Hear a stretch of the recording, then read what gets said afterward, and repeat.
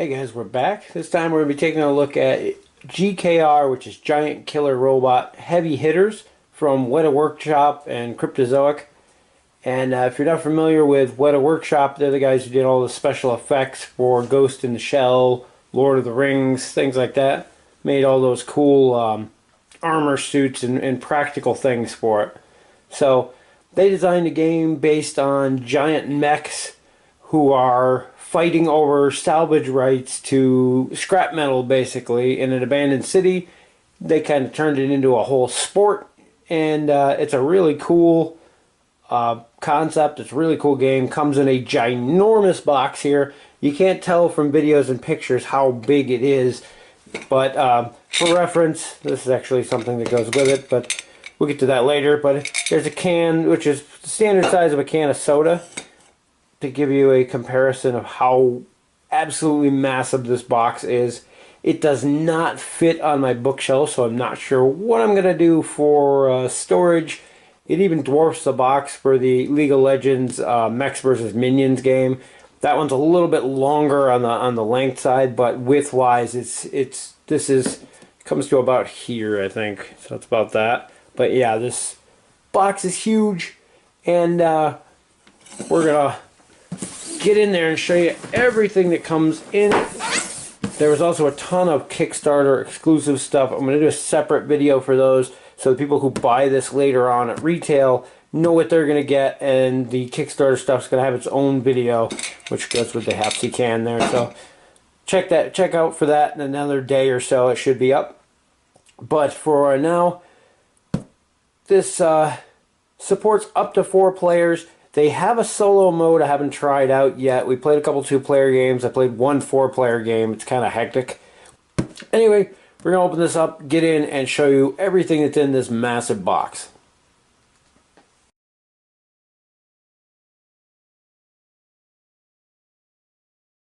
So inside here, they did a pretty good job of packaging everything, at least for shipping. I think for long-term storage, you're going to want to go with some other thing. I'm going to look at building myself a small trays for each of the factions that hold the mechs and the cards that go with them and all that stuff. So you can hand each person a tray and basically go from there.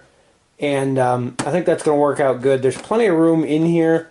The insert keeps everything nice and steady for transport, but there's a lot of wasted space. I think you can squeeze more in here if you organize it a little bit better. Have to see how that works out. I'll probably post up at least some pictures on BGG of what my insert looks like. If not, do a video for it. Right off the bat here, though, we have our rulebook. And pretty good. I've only had a couple questions that really weren't covered. There was a couple things that I questioned when I read through the rules, and then found them to be answered actually later on in the book. So they did a okay job of that. They do have, what I like to see on a lot of these now, is a learn to play video. And there's a website to go to there, and you can actually watch it played. It's a lot easier than playing or reading through the rulebook and trying to learn from that. That said, though, there's plenty of examples and diagrams in here, which is like a must nowadays with the way things work. And they do a very good job of laying everything out. I don't think there's anything that's not that clear. The only thing I really kind of don't like the way they did was line of sight. Because it's a hex-based system, they do direct line of sight through the shortest path on the board. So in this case here, this is a good example. The shortest path 1 goes through the building, shortest path 2 doesn't, shortest path 3 doesn't. And this is an example for partial cover, but because of the way the grids lay out, there's situations where literally this exact situation here can pop up, except you're going this way on the grid. So you have these lines. I don't know if you can see the grid lines there.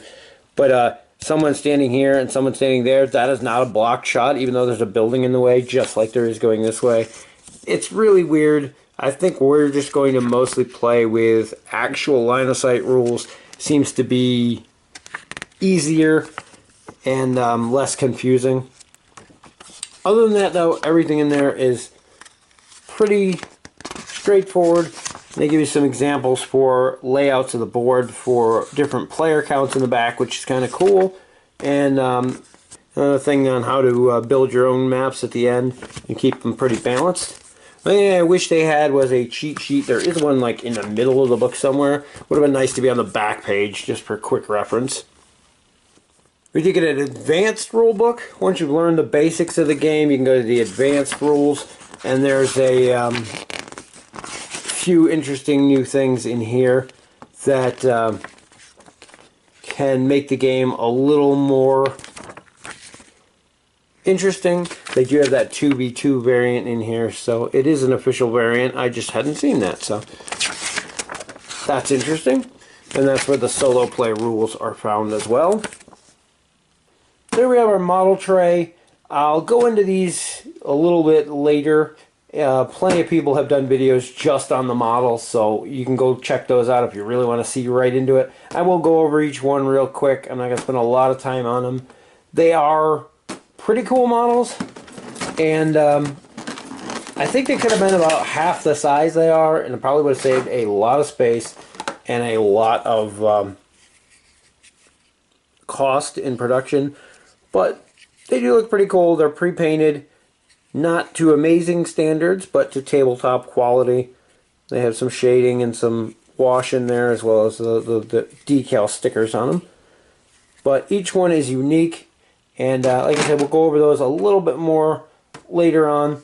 The one thing a lot of people did mention, though, is that the big bots are made of a slightly more flexible material. Still hard plastic, but it's a bit flexible, and it helps so that the little parts, the antennas and things, aren't going to break on them. Some people were kind of surprised by the fact that they used the softer material. I actually like it. The smaller guys are made of the harder plastic, just as you would expect.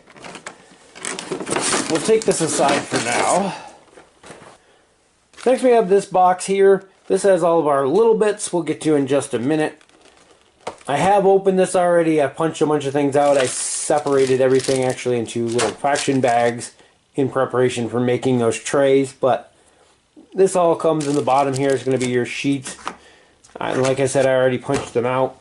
There isn't too much on them. These player boards are, I think 2 of these are a whole sheet on their own. And these are pretty much where everything is going to take place during the game. You have your online systems here. As you use weapons in abilities, they're going to go into your offline systems, and as you take damage, they're going to go into the damage systems. You no longer have access to the stuff in your damage systems, so throughout the course of the game, your deck's going to get smaller and smaller, and eventually, if you run out of cards, you're eliminated. Over here, we have our power grid. Every turn, you're going to get 5 energy that you can spend however you want. You spend it through movement, deploying drones, activating abilities, firing weapons. You can push yourself down into the negatives if you need to, but keep in mind every point in the negatives you go is going to automatically damage some of your systems. So you might want to do it in certain situations just to accomplish things, but you got to keep in mind that you are damaging yourself to do that. Then you get 4 of these boards, 1 for each player. They're all the same. Next we have our achievement board. And as you do various things throughout the game, I don't know if it'll focus on them enough there. These little abilities down here, as you accomplish these, you're going to move your pilots up in achievements. Whenever you reach one of the rows with these icons here, you're going to unlock a sponsorship ability from your team. On the back, there's a different achievement board. This is for the advanced roles. And it's kind of interesting. But just a different variant there. It's also got that funny Hapsy theme going. So next we have our faction decks. There's one of these for each of the factions. Like I said, I put them in the bags. They actually don't come with any kind of baggie or any way to sort them, which was kind of annoying. But I have bags laying around. The first thing, and this is kind of something that was interesting but kind of unneeded, is that they printed the pilot tokens in every faction color. So depending on the faction you're playing, depending on which pilot you decide to use, you have a matching one to put on the grid. I don't think they really needed them in each of the colors. You pretty much know who you're playing. You could have just had one set of these, but it's really neat that they went the extra mile and made the same tokens in all 4 colors. Next things we have in here are our sponsor abilities from the achievement board. These all start in this position, in the lock position. Get a weird glare off the light there, but as you get your achievement for the one base there, you're going to flip these over to the unlocked, and now you have access to that ability for the rest of the game. You can't lose these, which are cool, and they do help you out. There's a set of those for each of the teams. Next we have a little cheat sheet reference card, and there's one of these for each of the players as well. On one side it gives you the basic numbers you're going to need to roll to hit, and on the back side it's your basic defense. The game uses an interesting mechanic. It's 2 dice to attack, and then you need a target to hit number. Heavy hitters, you need a 5+ on 2 dice, which is pretty easy. The support units, you need a 7+ on 2 dice. And then there's modifiers that are going to change these throughout the game, but that's your basic, what you're going to need to hit. Once you hit with a weapon, you flip it over, and you have your defense number. Everything does a certain amount of damage, a set amount. They're going to roll a d6 equal to the number of damage, so like the dire laser does 7 damage, you're going to be rolling 7 dice. And then on a heavy hitter, you need a 5 or a 6 to save. On a support unit, you need a 6 to save. Any damage that's saved is blocked. The rest goes through as normal. And there's things that can modify those numbers as well. Next we have our pilot cards.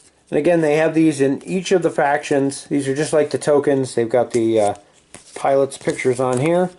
Underneath is the bonuses that you get for having that pilot. Every one of them is different, which is kind of cool. Some seem more useful than others, but in certain situations I can see all of them being usable. On the back there's a little bit of a fluff lore story on each of the characters as well, which is cool. And again, they made these for each of the factions, and they could have done with one set, but it's really cool to have them in each, and they have the color and the sponsor faction logo on there as well. And these you're going to keep next to your player board to represent who you're playing as your pilot. And then last, for each of the factions, you have your heavy hitter deck. And this is actually way bigger than it's going to be when you play the game. I believe yours ends up being 25 cards by the end. And these are broken up into a bunch of different things. They have the letters up there in the corner that help you differentiate. So each faction is going to have 3 cards in there for your support units. These just kind of go to the side with the models. As you deploy them in the course of the game, you're going to put these into play. And they have all their stats on here. They do come with little clips that go on the side here that slide up and down. I'm afraid they might scratch up the card, even with a sleeve on there. I think we're just going to get some basic wood cubes to put on there to move. Let's see how they hold up. I just don't want to damage them. But yeah, each one has 3 support units. As I said, the support units are relatively the same as far as their stats go. However, there are differences in the speed between the factions, so that's something to keep in mind. And each one of them is unique to the faction, so there's a little bit of variety in what you want, and like I said, the speeds. So at the beginning of the game, you're actually going to build your deck, which is kind of cool after you've picked your faction. And it's made up of a bunch of different weapons here. I sorted them out finally. So these are your primary weapons, which is what the P stands for. You can have 1 primary weapon on your GKR Heavy Hitter. And each faction has 4 different ones to choose from. In this case here, we have the Thunderstrike missiles. We have the Electric Punch. We have Surgical Strike. And a Chain Gun. Up there in the top, they have different types. This is a missile. Missiles can be fired indirectly as long as one of your support units has a line of sight to the target. Then we have ballistic, which are basic bullet weapons, kinetic weapons, whatever you want to call it. You, of course, need a line of sight to fire those. More missiles. And apparently they don't have any energy. The last type is energy weapons. Energy weapons generally take more power to fire, but at the same time tend to do more damage. And then on each one down here, you have the energy cost that it's going to take from your heavy hitter in order to fire. And the range, have to keep in mind, especially with missiles, tend to have a minimum range. So in this case, you have to be at least 3 spaces away to fire, 3 to 6. So if you're at range 1 or 2, you will not be able to fire those. And they do 6 damage. Then they usually have a additional bonus over here to explain what they do. And picking these is going to be one of the fun parts of building your mech to your fitting, because depending on what you choose in here is going to affect your playstyle. Like in this case, you're taking these long-range missiles, you're going to want to stay away from your opponents, so you might want to pick some more movement stuff so you can make sure that you're keeping that range. However, if you're picking close combat things, you want to tend to be right up in somebody's face, so you can concentrate more on things that will allow you to do that. As I said, you're going to pick one primary weapon. Then each heavy hitter also has secondary weapon systems, which is the S up here. And your secondary, you get to pick 2 of these. And during the combat phase, you can fire a single primary or 2 of your secondaries, as long as they are not the same secondary. So if you can fire the Super Sancho here and the Pill Popper at the same time, or you can fire your primary. But you could not fire 2 of the same weapon. So you got to keep that in mind throughout the course of the game. As with the others, they have a speed up here, your type there. All the other stuff is the same, and the descriptions of what they do in here. And as I said, you got 5 different ones of these to choose from, so you can really mix and match what you're building based on what your opponents are using as a faction. Now, you're not going to know what weapons they're taking, because that's part of the fun. It's kind of secret. Until you start firing your weapons, people have no idea what you have. But you can base on, if somebody's playing Thunder Happy here, a lot of theirs are long-range missile attacks and things that require farther range. So you can kind of guess that they're probably going to bring at least 1 missile rack with them, and then plan around that, bringing anti-missile systems and things. So that's a fun aspect. It's kind of like a deck builder, but at the same time, it's very light deck building, so you don't have to worry about it taking all day. So you're going to pick 1 primary, 2 secondary. That's pretty much half of your deck right there. Your next option is your deploy cards, and you can have up to 5 of these. You can actually choose less if you want to. And these allow you to deploy your support drones, and you can do it for 2 energy. You can deploy drones without using these cards. However, it's going to cost you 5. So it's a killer to have to deploy without there, but sometimes you have to do it. So you can decide if you want more or less of these in your deck. That'll give you a room for more options later on, but at the same time, you're going to be spending more to deploy those drones, especially if they get destroyed and you have to deploy them again, or you're trying to get all 3 on the table. Then we're going to get into our support cards, and these are what you're going to use to fill out the rest of your deck. And again, they're coded with the letters here. The M cards are movements, and these allow you to do things like, in this case, change your facing. This one allows you to move your heavy hitter to an adjacent space, and give you that little extra maneuverability, maybe to get in range to do something, or get out of range, or somebody who's trying to do something to you. Then you have a whole stack of these R, which are your reaction cards, and these are going to be your countermeasures. And this is what I was talking about earlier. When you're playing, you got to kind of estimate what you think your opponent's going to bring, so you can bring the right counters for them. If you bring missile defense, for example, and your opponent has no missiles, then these are basically wasted cards. The only thing they're going to be good for is soaking up damage if you happen to have them in your hand. And there's 2 of these for each of the weapon types: missile, energy, and where'd the other one go? And ballistic. And then you have a couple extras in here for fake shot, which allows you to re-roll if you miss on a shot, which is very useful. And flank defense, which basically, if an opponent's flanking you, they normally get a bonus. And in this case, you get a bonus as well. But what you choose out of here, basically, as I said, depends on your play style and the opponent you're going to fight against. So you can mix and match these. Again, it's more of that deck building to customize your heavy hitter to your play style. And then finally in your deck you have 2 Orbital Strikes. You can include one or both or neither if you choose.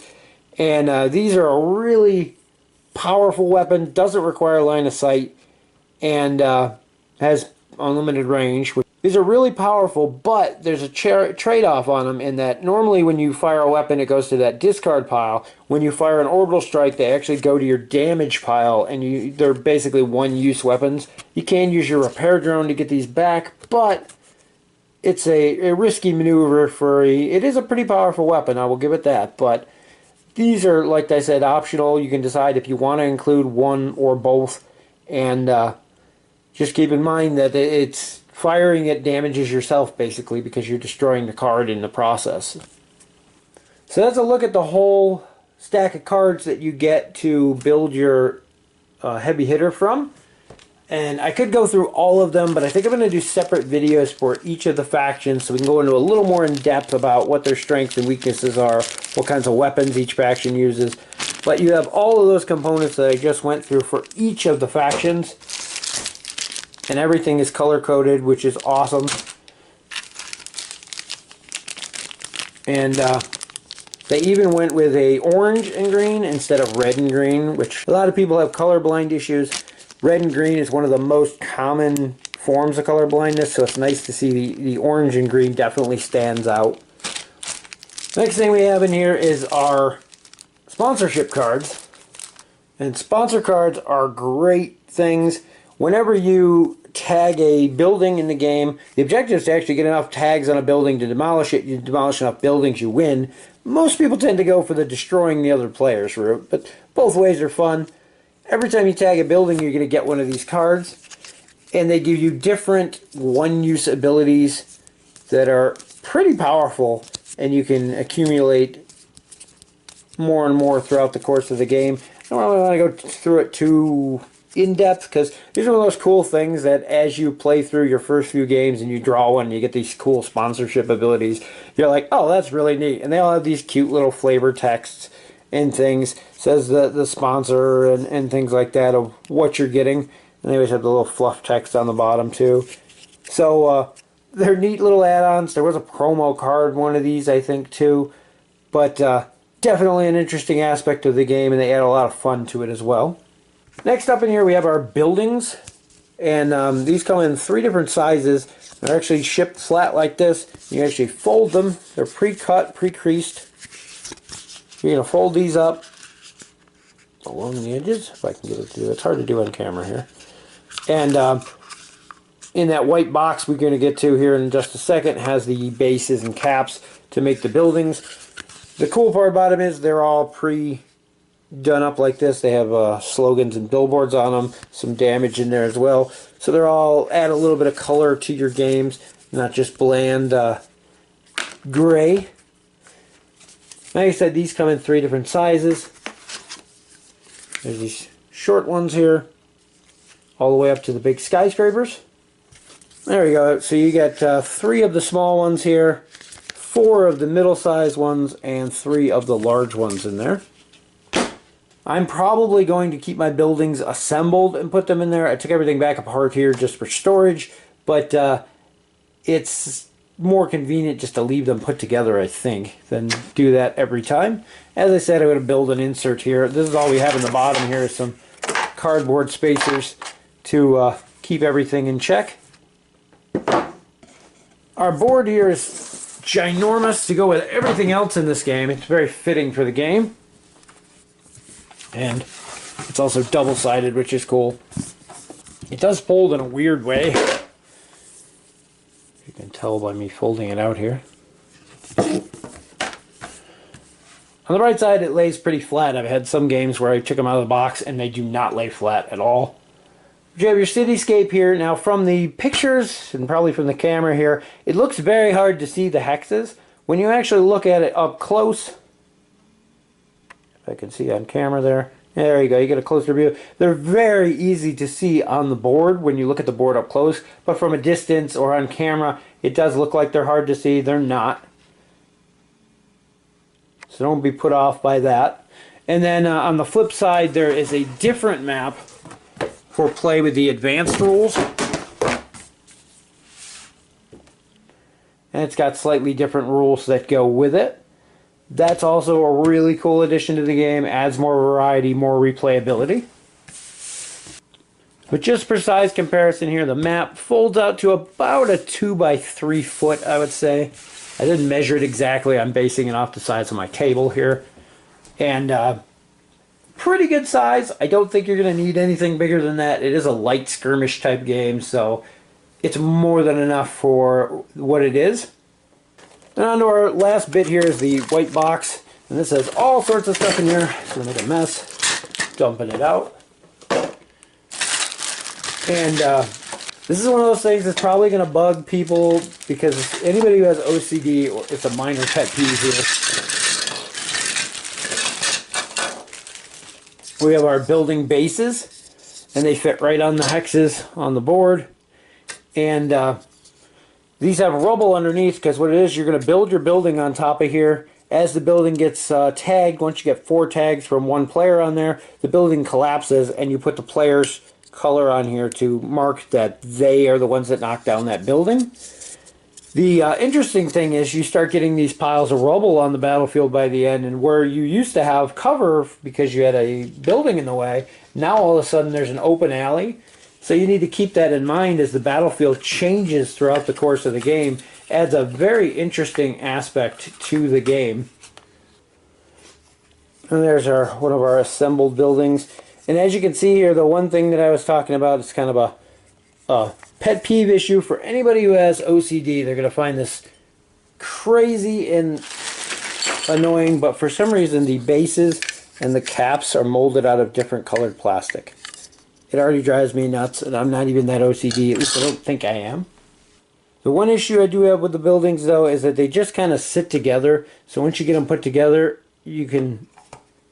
They stay just a little bit, but yeah, they come apart very easy. It's a good thing when you're taking the top off for the rubble in the buildings at the bottom, but throughout the course of the game, you got to watch that.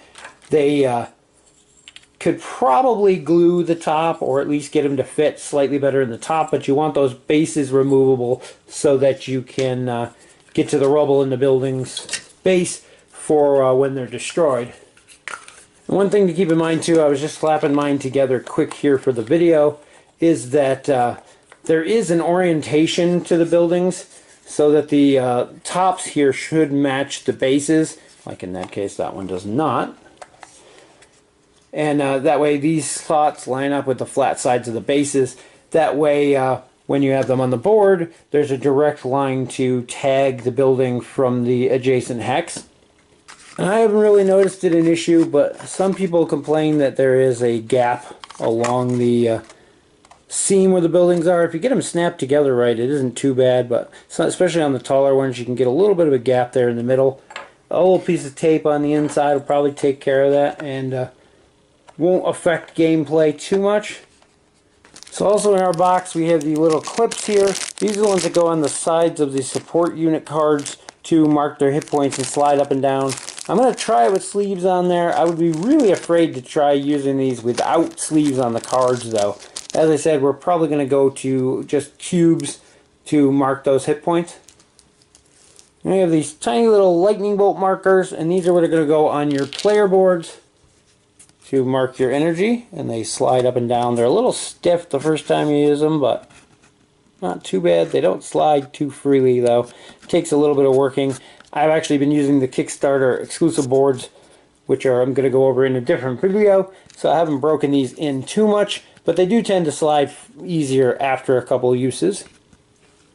And we have our Glory Hound token. This is actually the first player token, and depending on the achievements and things you claim throughout the game, this is going to get passed around, so the same player is not always the first player. That's kind of a cool aspect of the game. And you have these player billboards, and these are what you're going to use to tag the buildings as you claim them. So you have your building. If you're in the adjacent thing during the tagging phase, you can tag the, helps put it the right way, you can tag the edge of the building above you. If you get 4 tags on the same building, you level the entire building, and your tag instead goes on the pile of rubble to flag that you've claimed that. and you get a whole ton of those. The orange and yellow ones are very close in color. Definitely can be told the difference in bright light like we have here, but in a dark game store under weird fluorescent lighting, I'm curious to see how easy it's going to be to separate those two. Lastly, we have our dice. You're going to get 2 black attack dice. They're just basic D6s, but the black ones are used for attack, so you know you're rolling 2 at a time. Then you get 8 white D6s. These are just, again, basic D6s. You're going to be using these to roll your defenses.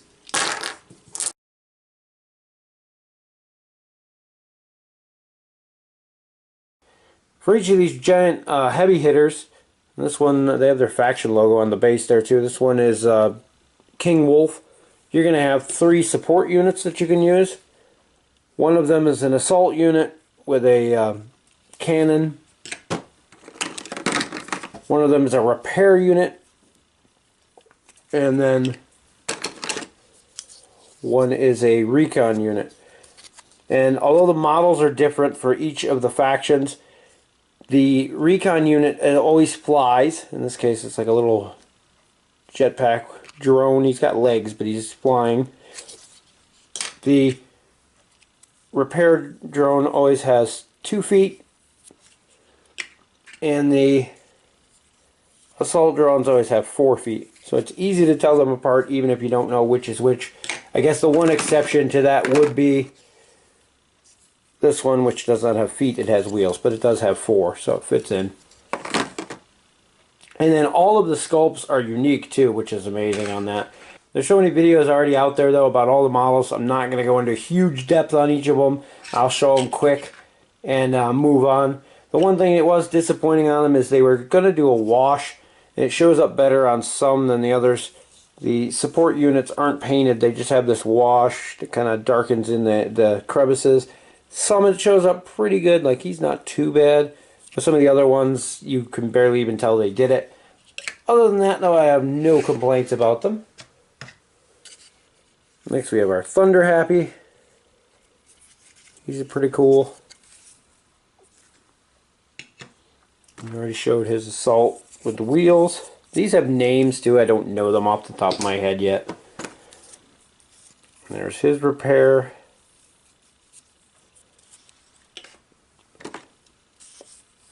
And their Recon drone. This one actually has the drone propellers. And then we have Hammer Strike. He's got these cool missile launchers in here. He's actually got 2 extra arms down in the back too.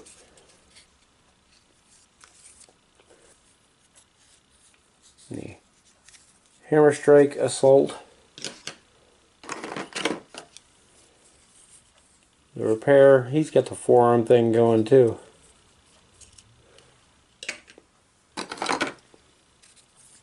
And the drone. This looks like one of the most robust drones out of all of them. Thing's armor plated.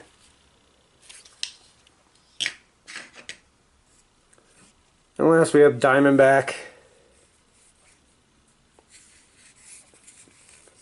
And I love the third stabilization leg there for firing the big cannons. He's got this huge weapon on there.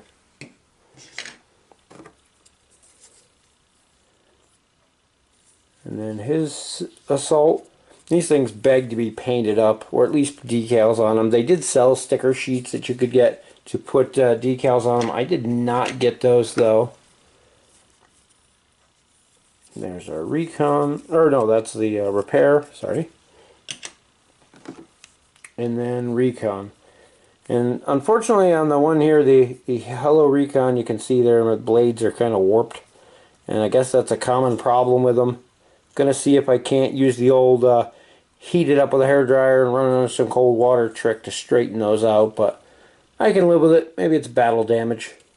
It's not anything terrible, but yeah, it does look kind of odd with them bent all up like that.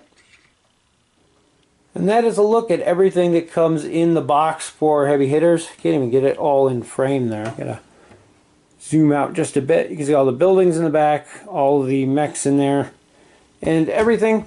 I plan on doing a whole series of videos on the game. I might even do some playthroughs to get a little more into the how to play aspect of it. There's already some out there, which is kind of why I skipped it in this. I just wanted to go over everything, show you everything, because most people are only showing the models, and really see what all comes in here. There's a ton of stuff in this box, which is part of why the box is so big. But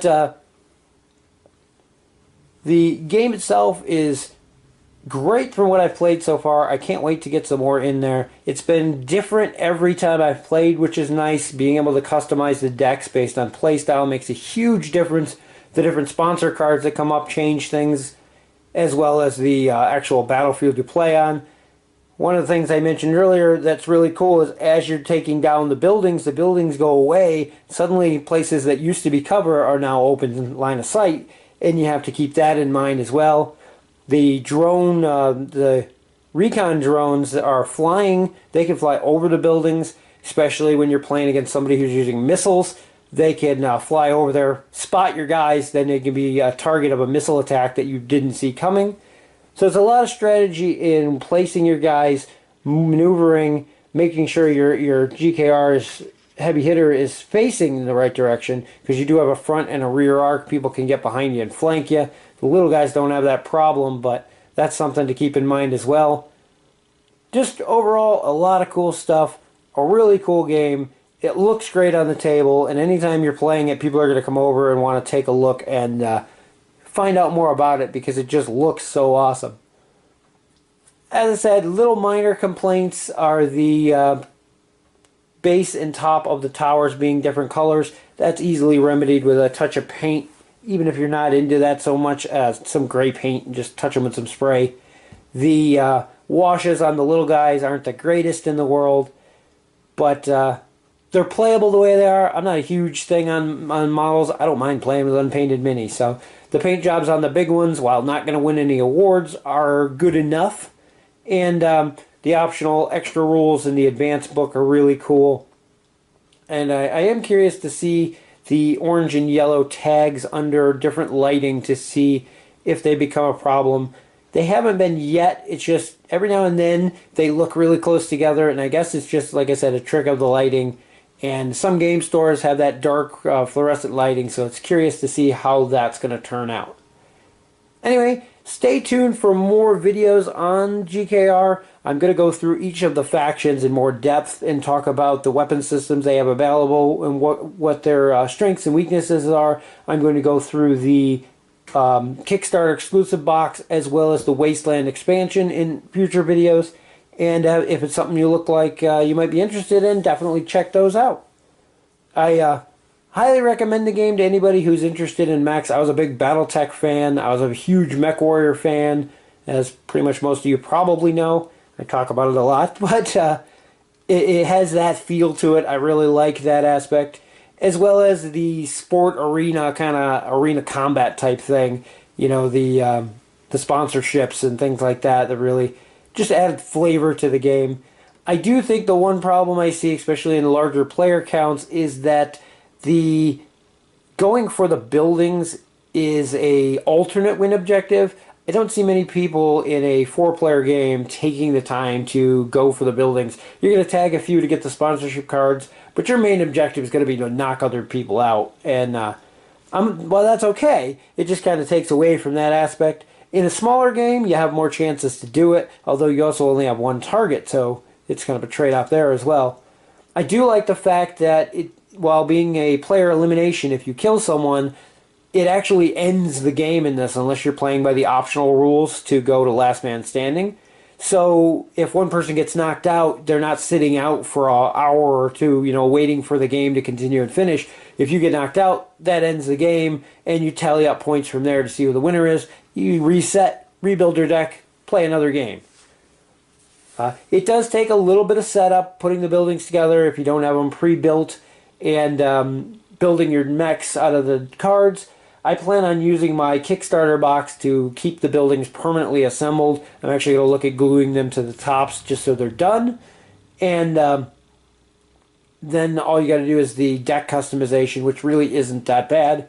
It does take a little bit. There's a lot of oddball rules you got to learn your first playthrough, but they're pretty easy to pick up. It's pretty easy to teach to somebody who's not even a gamer. And the whole 2 dice to attack and then however many dice you got damage to defend, is a pretty simple system. You need a 5 or 6 on a heavy hitter, a 6 on a support unit to save, unless you have bonuses and things, which they pile up towards the end of the game and start making it a little more complicated, but by then you're already gotten into the swing of things and you know what you're doing. Anyway, that's going to wrap it up for our look at GKR Heavy Hitters from Weta Workshop.